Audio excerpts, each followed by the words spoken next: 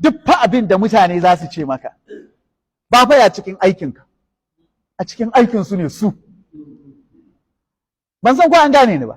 Duk abin da mutane za su ce maka fasiki, su ce maka zindiki, su ce maka mahjubi, su ce maka jahili, su ce maka munafiki, su ce duk abin da za su ce cikin aikinsu su yake, ba aikinka kai ba.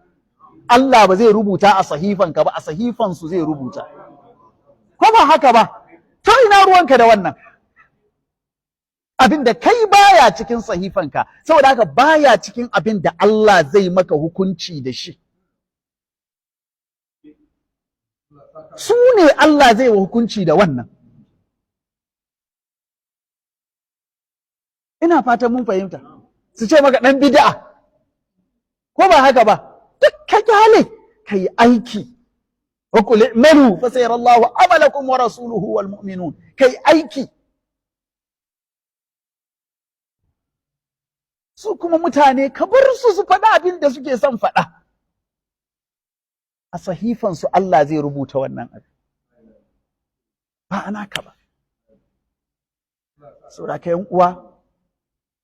‘yan uwa, don Allah mu yi aiki. Don Allah mu yi aiki. Mu tashi da gaske.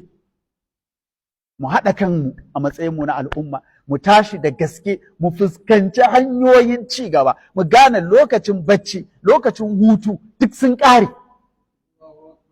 Mu gane wannan. ‘Ya'yanmu mu tarbiyyance su akan ilmoma, wannan Yahudawan da muka yi bada misali da suka haƙƙaƙa waɗannan abubuwa, kar mu manta fa sun fito ne daga kasancewa manbuzun, watan bayan yaƙin duniya na farko a duniya duk ta ƙi su, in a gari ne ma sai dai a aje su unguwansu daban, ba su cakuɗa da kowa, ba su wato in ka gansu ma dama Allah ya bada labarin kalansu yadda suke, so in ka gansu ma za ka ga wannan sifofin tare da su, alamomin talauci da kaskanci da sauransu, ko a gari unguwansu daban, abokan mu'amalansu daban, amma daga nan fa suka fito suka haƙƙaƙa wancan abin da muka faɗa. Da ɗan yawansu da ba su wuce 1/100 al'umman musulmi ba, ko 2/100 na al'umman musulmi, amma suka haƙƙaƙa wannan. To don me mu ba za mu iya ba? Mu kusan biliyan 2 a bayan ƙasa. Don me za mu kasa haƙƙaƙa abin da mutane ƙasa da miliyan 50? Ko ƙasa da ban san yawansu ba, ban da lissafin, ban da statistics, kar a ce ba daidai na faɗa ba, ban sani ba. Don me za mu kasa haƙƙaƙa abin da suka haƙƙaƙa? Babu dalili, ba abin da zai hana mu yi, sai ƙin tashi daga wajenmu. To in muka tashi daga kanmu muka ce muna son mu yi, wallahi ba abin da zai hana mu yi.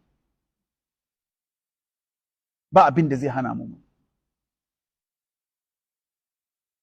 Muna buƙatar mu fahimci ƙarfin da yake tare da himman ɗan adam. Wacan himma, abin da nake nufi da ita, will. Ɗan adam ya ce yana son zai yi, ya sama ransa zai yi.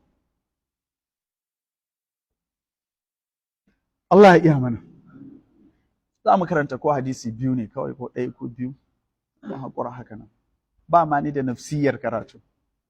Wallahi babu. Saboda na'am akramakallah.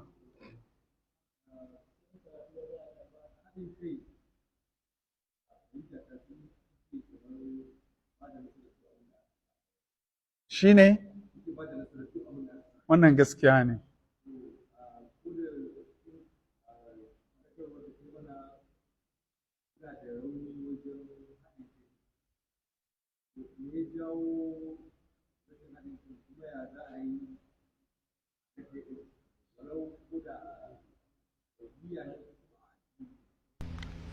Na'am, Allah ya saka da alkhairi. To mu yi haƙuri da karatu.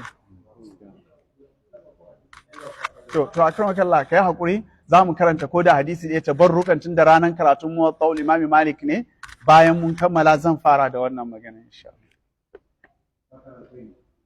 Babul qada'i fi jami'ir ruhun.